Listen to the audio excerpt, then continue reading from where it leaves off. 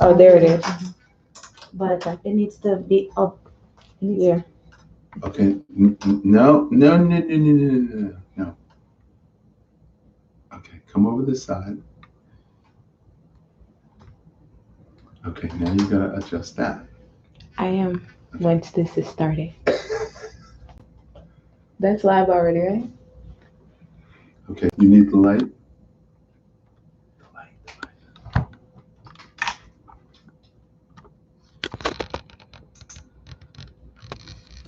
Okay, it's getting better.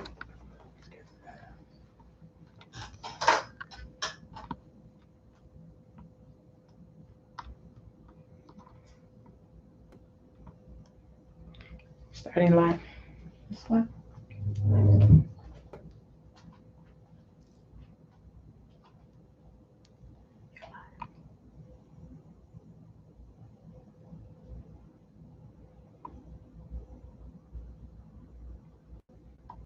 The white dot. You're live. Don't worry about me. Okay then. It's Thursday. Okay, now I'm live. Now I'm all the way live. And this is Ask Dr. Love.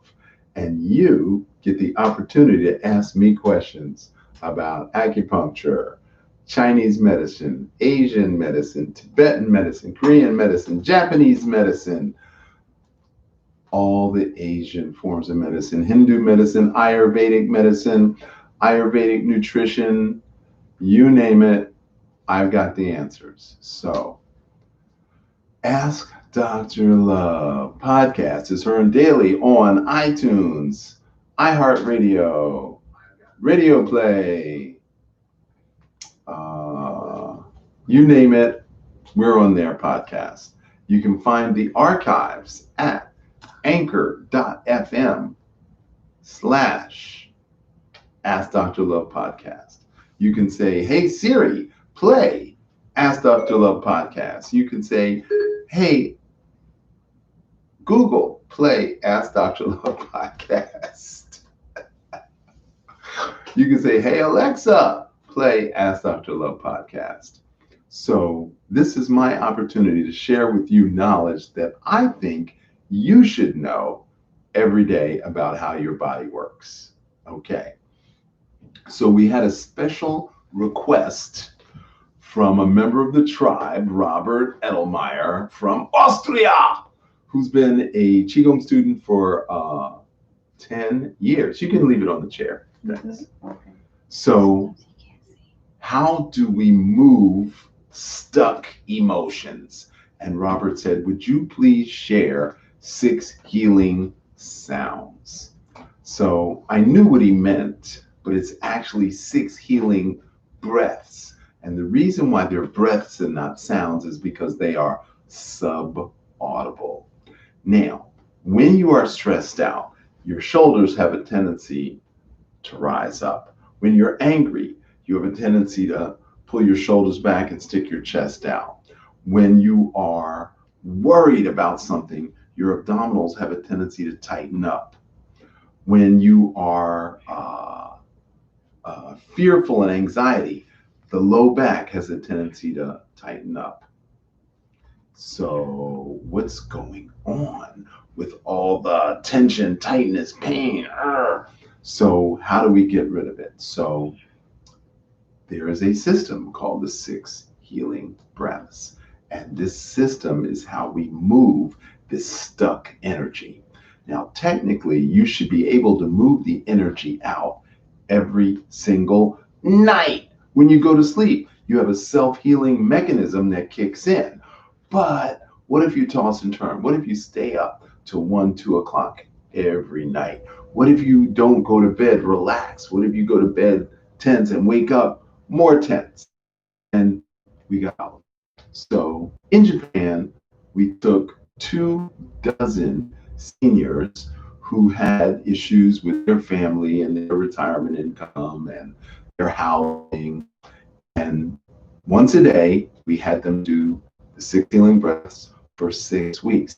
And we did a rating of their stress level, um, their heart rate, their respiration, their physical strength, and their quality of sleep. And at the end of 6 weeks, just doing the 6 healing breaths for 30 minutes, 5 days a week for 6 weeks, significantly improved their lives. Now, these are seniors. So, what can we learn from this? Well, I'm about to teach you. Now, the heart obviously is in the center, left of center. Liver is on the right, right of center. Heart is left of center or right, liver is right of center. The lungs are right smack in the middle. So we're going to start with the lung sound. Now, the lungs are considered white. But what if you have air pollution? What if you smoke cigarettes? What if there's indoor air pollution? What if your lungs are congested with asthma or chronic obstructive pulmonary disorder? Then your lungs aren't going to be white. They're going to be dirty gray, like cigarette smoke, dirty gray.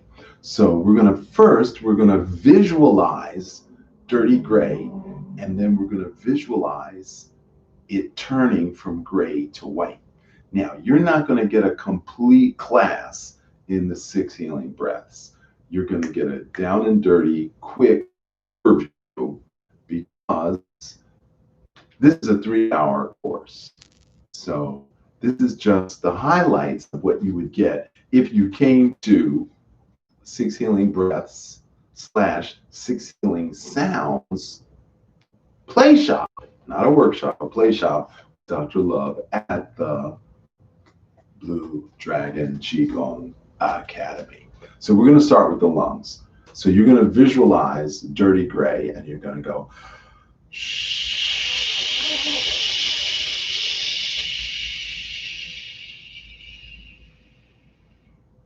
and you're going to breathe in.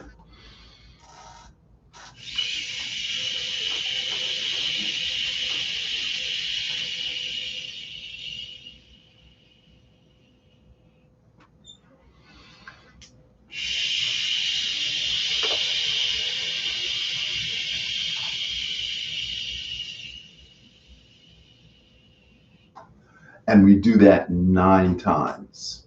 Now, how do we practice visualizing going from dirty gray to white? Well, you're going to have to close your eyes and you're going to have to look at light through your closed eyelids. And you're going to have to see the color gray. And then as you breathe out and push up, you're going to visualize that color going from gray to white. Your eyelids are closed, but you're actually seeing through the eyelids to the light on the other side. Now, the next one is the heart. The heart sound is ah. So since the heart's on the left, we're going to lean slightly to the right.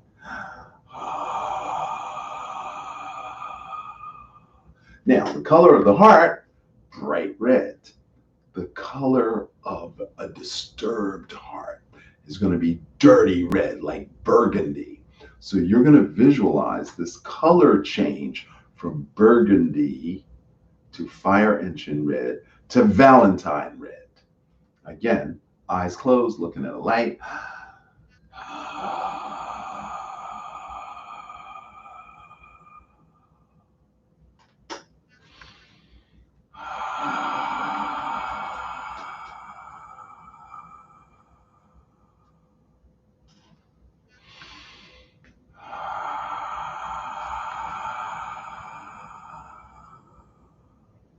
Now, we just did that 3 times. The minimum number is 9 times.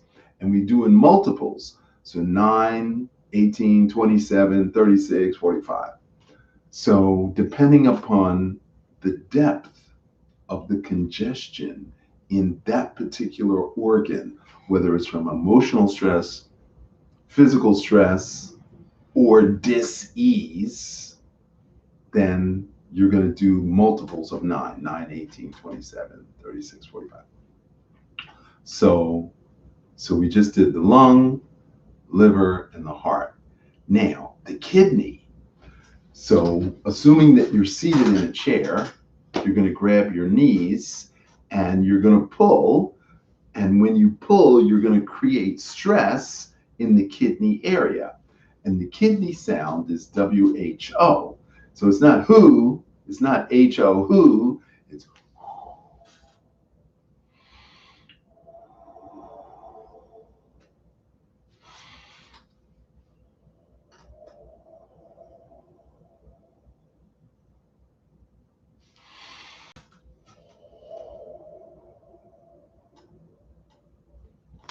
and again, I keep forgetting to give you the color. So the color of the healthy kidneys is a royal blue. So I want you to imagine midnight blue, gradient change to royal blue. So midnight blue is sort of like blue-black, and you're changing it to royal blue. So again, deep breath in.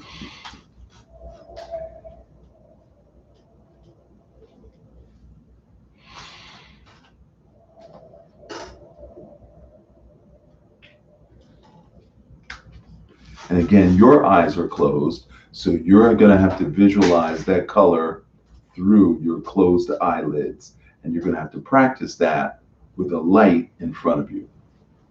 Now, the next one is the spleen. Now, the spleen is different. So if you put your right finger, your right hand in the middle of the belly button, and the left hand where the spleen is, where we teach in the body drumming, and then midway between the edge of the bottom rib and the belly button, that's where the spleen and the pancreas is. So I want you to go under. So you see how I can get up under my rib? A lot of people cannot get up under their rib because they're so congested. So you're going to put your fingers up under the rib, and the sound is W-O. That feels so good.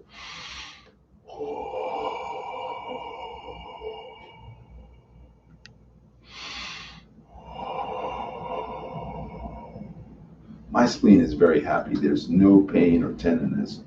And years ago, as little as 8 years ago, when I would press on my spleen, it would actually hurt. So the spleen color is canary yellow. And if you're congested, if your spleen is not healthy, then the color is going to be like taxi cab yellow, like a dirty yellow. And so you're going to visualize that gradient change from taxi cab yellow to canary yellow. Okay. And so you're going to put your fingers up under the ribs, deep breath in. And when you breathe out, the fingers go underneath, and you're going to go. That actually feels good to me.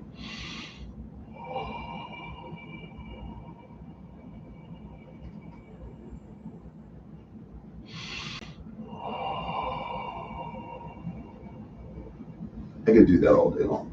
Okay, so minimum 9 times. You probably need to do it 27 times, but that's something for you to figure out on your own. So we started with the lungs, then we went to the heart, then we did the liver, then we did the kidneys, and then we went to the spleen.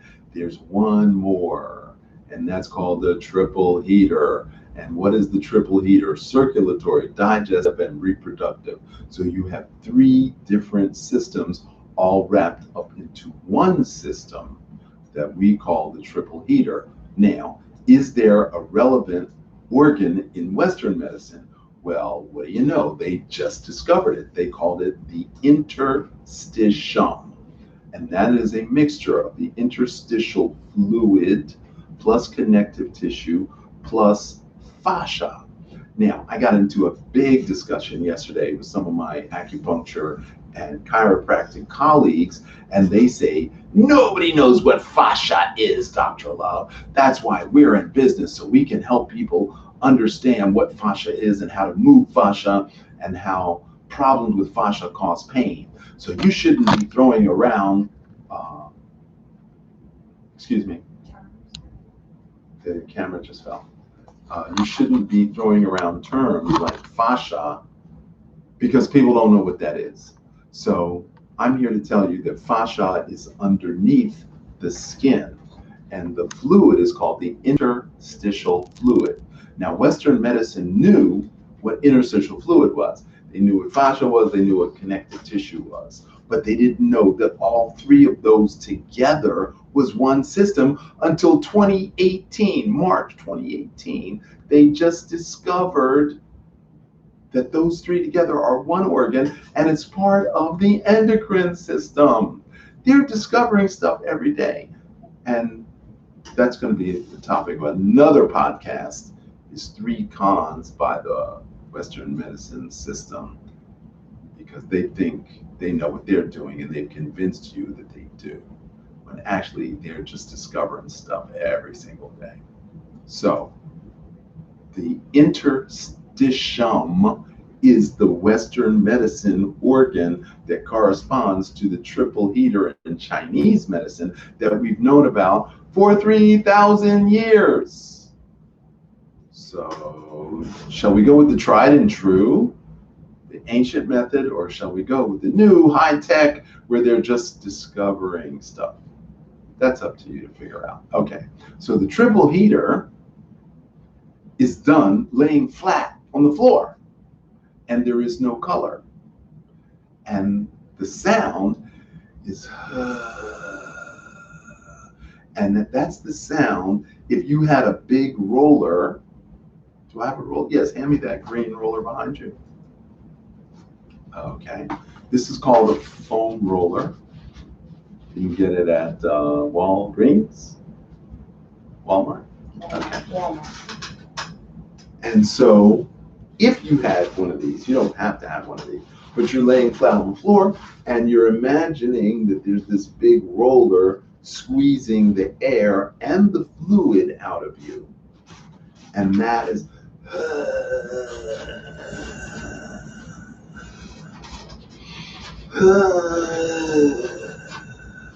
so that's up to you. Again, it's part of a course that we teach at the Blue Dragon Qigong Academy. If you're interested in finding out about that course, make a comment below and we will contact you and let you know when that course is coming up. So, dear Robert, I hope that I have satisfied your desire to get this information about the 6 healing breaths that you call the 6 healing sounds.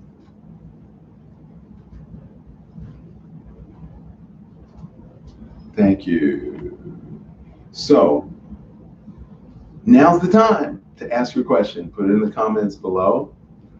If you're on IG, Facebook, or YouTube, you can just put in a comment and we'll find out what the question is. We'll repeat it on the air so everybody can hear it, and I'm happy to answer your question. Home of the Brave said, "Peace, Dr. Love. What is the difference between breathing in and out through the mouth versus the nose?" That's an excellent question, my friend. Okay, so what is the purpose of the nose? There are huge blood vessels in the nose that literally warm the air. The lungs does not like cold air. So when you breathe in through the nose, there are little hairs that protect the lungs from dust and dirt and mold and mildew and what have you from getting into the lungs. So the purpose of the nose is to protect the lungs from dirt and dust and cold air by warming it. Now, if you breathe in and out through your mouth, then obviously the function of the nose is not there. Not really good. So there are very rare instances where you want to breathe out through your mouth, but you never want to breathe in through your mouth. Now, if you are on some type of spiritual process, then maybe, but unlikely. So the benefits are to breathe through your nose. Now, another benefit of breathing through the nose is what is at the top of the bridge of the nose. Is that the pituitary? Why, yes, it is the pituitary. And so the air goes into the nasal passage and hits the pituitary. Now, if you breathe in through the mouth, and it goes straight into the lungs. Okay? Now, how many times have you heard somebody say, that doesn't smell right, or that smells fishy, or that smells funny, or I went into this place and it just it didn't hit me right.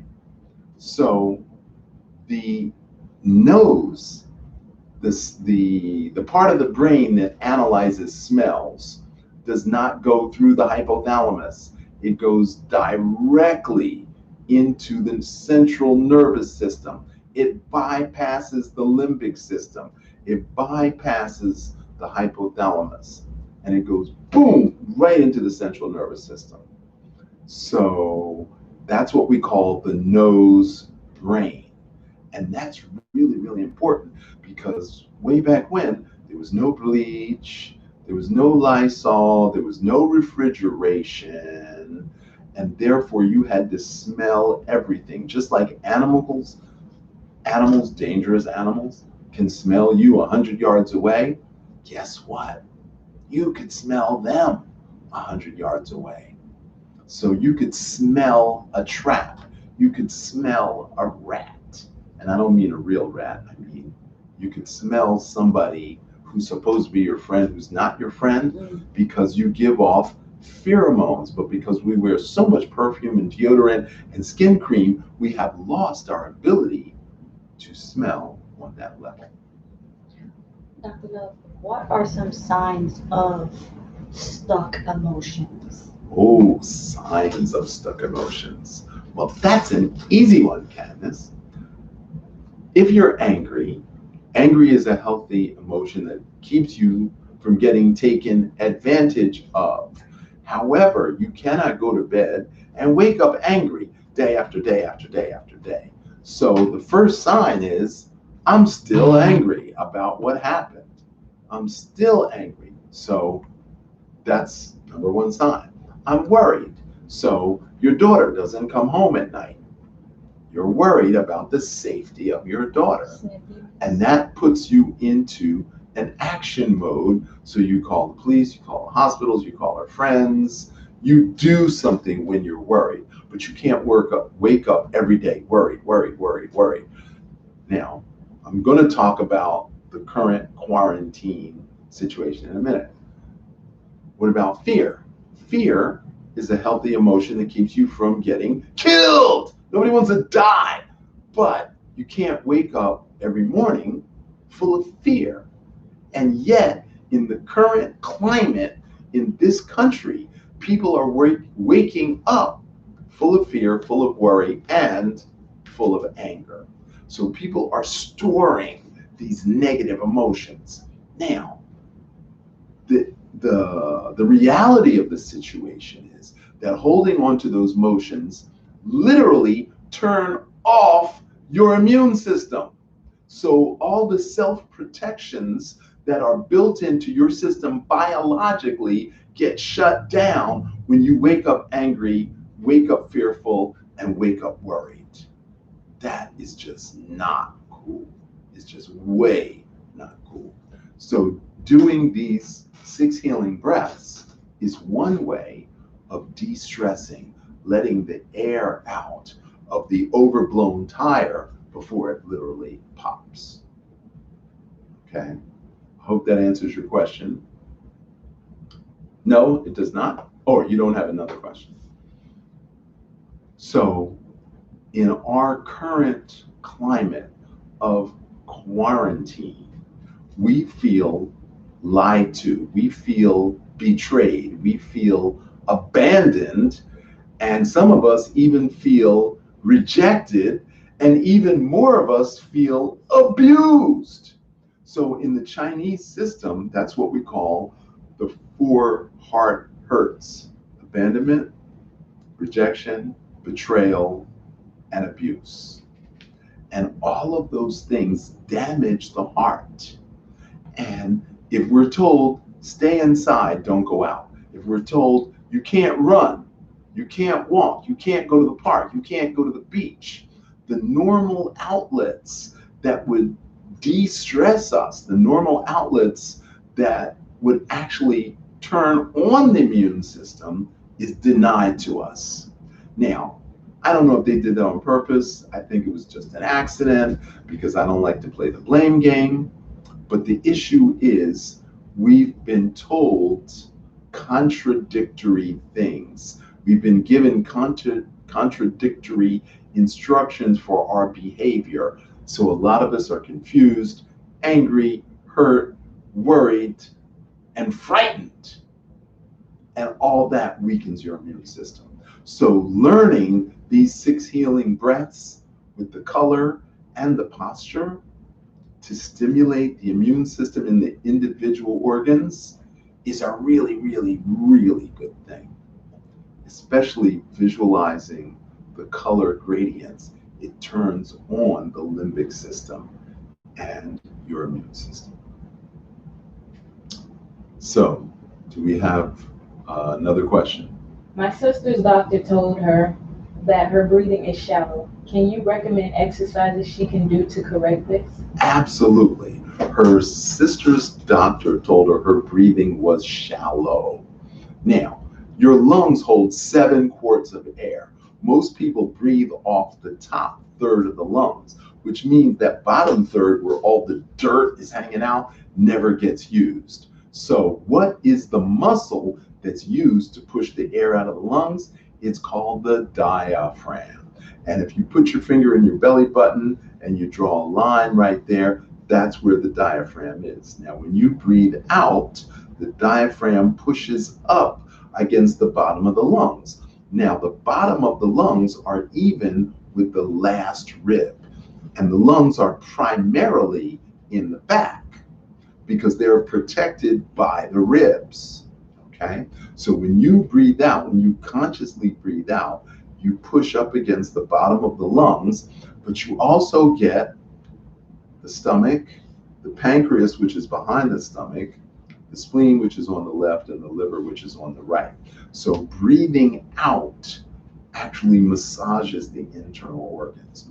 So number 1, we're going to double our exhale. So you're going to inhale on a count of 5, you're going to exhale on a count of 10. And it's that doubling the exhale that's going to strengthen the diaphragm, that's going to push the air out of the lungs, because we want to breathe from the bottom of the lungs. The second way we're going to strengthen the lungs is called the cleansing breath. So you're going to put your thumb and you're going to breathe in and you're going to breathe out. You're going to breathe in, you're going to breathe out. You're going to do that 16 times. Then you're going to switch hands, breathe in with the thumb, breathe out, breathe in, breathe out. You're going to do that 16 times. And you're going to do that twice a day. And that's going to be the start. Now, there's 8 breathing exercises that I teach. I don't want to overwhelm you, so you just start with those 2, the cleansing breath and the healing breath. And then if your sister needs more information on how to strengthen her lungs, she can contact me privately and we'll get a telemedicine consult. No more questions? There are no more questions. Wow. So that's pretty amazing. The breath is the center part of your health. You can go 40 days without food. You can go 14 days without water, but you can only go 4 minutes without air. So breathing is the single most important thing you can do. And to strengthen your diaphragm, you need to do breathing exercises. But when we add the breath to the color and the posture and the visualization and literally moving the energy, we can break up the stagnation that's causing those emotions to not flow. So energy in motion, motion. So I thank you all for watching, for listening rather, because this is a podcast. Thank you all for listening. Thanks, Robert, for dropping the question. And feel free, you can use your cell phone to contact me anytime at 81010. You can just text at Ask Dr. Love. And if you want to make an appointment to see me through telehealth, you can do that same method. If you want to see me in person and you're local in South Florida, you can go to Dr. George Love Oriental Medicine on Facebook, and there's a little button you can book an appointment right there. So, as always, your health is in your hands. Prevention is the only cure. And if you want to be well, you've got to Qigong well. Until tomorrow, I'm Dr. George Xavier Love for the Blue Dragon Qigong Academy. Thanks.